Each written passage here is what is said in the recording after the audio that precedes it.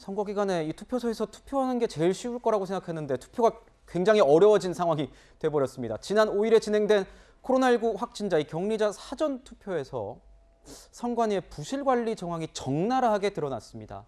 2022년 대한민국에서 치러진 선거가 맞냐? 이런 비판의 목소리까지 나오고 있는 상황입니다. 이번 대선이 끝난 이후 문책이 불가피한 상황이라는 관측도 나오고 있습니다. 이런 가운데 대통령 선거를 하루 앞둔 오늘요, 노정희 중앙선거관리위원장 대국민 담화를 통해서 국민들에게 사과의 뜻을 전했습니다. 먼저 목소리 듣겠습니다. 사전투표 관리와 관련하여 미흡한 준비로 혼란과 불편을 끼친 점에 대해 위원장으로서 책임을 통감하며 국민 여러분께 진심으로 사과의 말씀을 드립니다. 선거관리위원회는 국민의 뜻이 담긴 소중한 한 표 한 표를 무겁게 여기고 보다 투명하고 정확하게 투개표를 관리하겠습니다. 자, 선관위의 사전투표 부실 관리 논란에 대해 잘잘못을 따지는 것은 대선 이후로 잠시 미뤄두겠습니다. 내일 진행되는 20대 대선 본투표 어떤 방식으로 이뤄지는지 그 방법을 제가 자세히 알려드리겠습니다. 쉬지 주시죠. 자, 먼저 코로나19 확진자, 이 격리자가 아닌 일반 유권자는 내일 새벽 6시부터 오후 6시까지 투표가 가능합니다. 현행법에 따라 투표 마감 시각인 이 오후 6시까지 투표소에 입장하기만 하면 투표권을 행사할 수 있습니다. 전국에 14,464개 투표소가 있습니다. 여기서 투표가 진행되는데 사전투표와 달리 본투표 때는 본인이 거주하고 있는 주소지 관할 투표소에서만 투표가 가능합니다. 명심하셔야 합니다. 중앙선거관리위원회 홈페이지나 이 포털 사이트에서 내 투표소 찾기 이 서비스를 이용하시면 관할 투표소를 확인할 수 있습니다. 또 투표소에 가실 때는 주민등록증, 운전면허증, 여권 같은 신분증을 꼭 챙겨가셔야 한다는 것 다시 한번 기억하시길 바라겠습니다. 자, 지난 사전투표 때요, 코로나19 확진자와 격리자들이 투표하는 과정에서 많은 혼란을 빚지 않았습니까? 이 중앙선거관리위원회는 이 본투표 때는 혼선이 빚어지지 않도록 후속 대책을 내놨는데 내일 부장차장 내일 그러면은 확진자 격리자들의 투표 방법이 사전 투표 때와 도대체 뭐가 달라지는 겁니까? 네. 그러니까 이제 확진자와 그 확진자가 아닌 분들을 이렇게 시간과 장소를 좀 분리를 한 거거든요. 그러니까 투표 시간을 좀 바꿨습니다. 그러니까 오후 6시까지가 그 확진되지 않은 일반 유권자들 분께서 투표를 하실 수 있는 시간이고요. 그 시간 이후부터 7시 반까지 1시간 30분 동안 그 확진되거나 또는 격리되신 분들이 이 투표를 할 수 있도록 한 겁니다. 그러니까 시간상에 이렇게 분리를 해놓은 겁니다. 그런데 지난 사전 투표 때는 시간만 구분을 한 것이 아니라 장소까지 구분을 해서 문제가 된 겁니다. 그러니까 기표소에서 투표함에다가 기표를 직접 하게 했으면은 그런 혼란이 없었을 텐데 외부라든지 제3의 장소에서 기표를 하도록 하고 그걸 선거 이 관리요원이 가져다가 기표함에다가 투표를 넣다 보니까 이런 혼선이 빚어졌는데 내일 본투표의 경우에는 기표함에 직접 이 확진이 된 유권자가 투표한 이후에 이 투표함에 직접 넣도록 했기 때문에 내일은 장소 분리가 없습니다. 그래서 이제 혼란은 어느 정도 예방이 될 것으로 보이는데요. 다만 한 가지 내일 투표하시는 일반 확진되지 않은 유권자들께 당부하고 싶은 것이 6시까지 투표를 할 수 있습니다만 조금 앞당겨서 5시까지 가급적이면 확진자가 투표를 시작하기 전에 모든 이 비확진 유권자들이 투표를 맞춰주시면 어떨까 하는 생각이 듭니다. 그렇다면 선거운동원들이 확진자들이 왔을 때 바로 6시부터 이 투표를 시작할 수가 있는 것이거든요. 그래서 내일은 일반 유권자들의 어떤 좀 이른 투표 이런 노력들이 좀 가미가 된다라면 이 사전투표 때의 혼란은 막을 수 있지 않을까 하는 생각이 듭니다. 네, 구장차장께서 정확히 말씀해 주셨습니다. 내일 달라지는 점은요, 직접 기표함에 넣을 수 있다는 겁니다. 투표함에 넣을 수 있습니다. 뭐 소쿠리나 쓰레기 봉투에 넣는 거 아닙니다. 직접 넣는 거니까요. 꼭 명심하셔야 되고요. 또 말씀해 주신 게 이 확진된 유권자들이 6시 이후에 가는 거니까 또 이렇게 일반 유권자분들 조금 더 시간 당겨서 혹시 동선이 겹칠 수 있으니까요. 동선이 겹치면 또 뭐 좀 그럴 수도 있으니까 내일은 조금 일찍 와달라 이렇게 또 당부 말씀을 해주셨네요. 감사합니다. 자, 코로나19 신규 확진자가 오늘 0시 기준으로 20만 명이 넘은 상황이죠.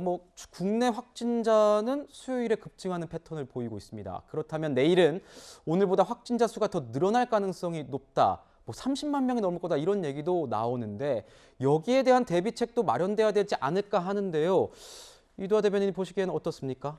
지금 이날 이제 0시 기준 재택 치료자 수가 116만이 넘었다고 하거든요. 116만 3,702명. 근데 네. 이런 분들에 대해서 이 부분들을 잘 처리하려면 1시간 30분 만에 다 해낼 수 있을까? 이걸 잘 모르겠습니다. 그래서 좀 전에 말씀하신 것처럼 이제 이 부분에 대해서 그 비확진자들, 일반 유권자들은 되도록이면 빨리 가서 협조를 해주시면 좋겠고요. 그리고 아마 경찰 병력도 한 7만 명 정도 이 네. 부분 이제 선거 이제 그 질서 유지를 위해서 투입이 돼서 여러 가지 어려움을 도와주기 위해서 계신다고 하니까요. 몸이 불편하거나 어려움이 있으면 가까운 경찰관들한테 꼭 좀 말씀을 해주시고요. 네. 무엇보다도 꼭 드리고 싶은 말씀은 플라톤이 진짜 몇천 년 전에 그런 얘기를 합니다. 정치에 무관심한 가장 큰 벌은 가장 저급한 사람에 의해 통치받는다고. 그러니까요. 내일 마지막 본투표까지 한 분도 빠짐없이 모든 유권자들이 꼭 투표권, 소중한 참정권을 행사하셨으면 좋겠고요. 네. 선관위에 대해서 할 말 많지만 선관위 공무원들, 지방직 선거 위탁 사무하는 지방직 공무원들, 경찰 공무원들 아주 수고가 많으십니다. 그렇지만 선관위 공무원들의 가장 큰 업무는 유권자들의 참정권이 제대로 행사되도록 하는 거니까 그 부분에 있어서 차질이 없도록 최대한 도와주시기 바랍니다. 자, 명언까지 섞여서 말씀을 좀 해주셨고요. 많은 분들이 가장 궁금하신 점은 바로 이게 아닐까 싶습니다. 제20대 대통령 선거 당선인 윤곽은 도대체 언제쯤 드러나게 될까 궁금하실 텐데요. 구자용 차장은 알고 계실 겁니다. 어떻습니까? 아니, 제가 알고 있다는 결과를 알고 있다는 건 아니고. 대략 당선인 윤곽이 몇 시쯤 나올까가 알고 계시지 않을까요? 그러니까 이제 그 일반 유권자들께서는 6시까지 투표를 마치실 거고요. 그다음에 확진자나 격리자의 경우에는 6시부터 7시 반까지 이제 추가로 투표를 하실 수가 있습니다. 그러다 보면 그 이후에 이제 이 개표가 시작되기 전에 이 방송 3사에서 이 출구 조사를 통해서 그리고 지금까지의 어떤 대선 여론조사를 통해서 시뮬레이션을 통해서 이 당선자 예측 발표를 하게 됩니다. 대략적으로 내일 한 8시 정도면 이 당선자 예측 발표, 그러니까 출구 조사를 바탕으로 한 당선자 예측 발표가 있을 것으로 보이고요. 실제 이제 개표가 7시 반 이후에 개표함이 모여서 이제 시작이 될 텐데 예년 그 역대 대선을 보면 대략 새벽 1시 정도면은 이게 당선자 윤곽이 어느 정도 나왔습니다. 그런데 이번의 경우에는 이 확진자들께서 투표할 수 있는 시간을 확보하다 보니까 네. 이제 1시간 반에서 최소 2시간 정도 늦춰졌기 때문에 이번 대선의 경우에는 새벽 1시가 아니라 새벽 4시 가까이 되어야 어느 정도 당선자의 윤곽이 나올 수 있겠다. 이렇게 예상이 되고 있습니다. 네. 그렇군요. 7시 반에 이제 첫 출구 조사가 나온다고 하고요. 채널 A는요, 조금 더 정확하게 하기 위해서 예측 조사도 준비하고 있습니다. 아마 보시면 깜짝 놀라실 겁니다. 그러니까 내일 채널 고정하셔야겠죠. 자, 여기서 궁금한 건 또 이것도 있습니다. 대변인님. 오늘 12시 끝나고 나면 후보는 뭐 합니까?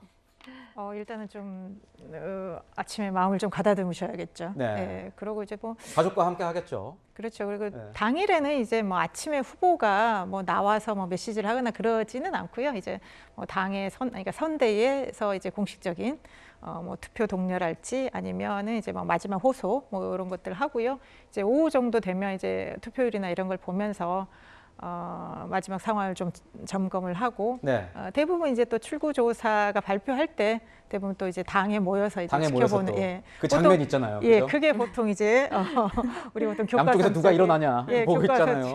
그렇죠. 마지막에 19에서 1까지 갈 때 이제 희비가 엇갈리는 이제 대부분 그렇게 가기 때문에 아마 마지막 날은 진짜 오늘 밤 12시까지 후보들은 최선을 다하고 내일의 어떤 국민의 그 선택을 기다리는 그런 겸허한 마음이 아닐까 싶습니다. 그렇군요. 이두하 대변인님, 윤석열 후보는 오늘 12시 이후에 어떻게 내일 윤곽 나올 때까지 뭐 합니까? 이제 오늘 9시까지는 유세차를 이용할 수 있고요. 11시까지는 마이크를 사용할 수 있습니다. 그리고 12시까지 이제 선거 운동이 가능한데 그때는 이제 접촉하면서 인사를 다니실 수 있고요.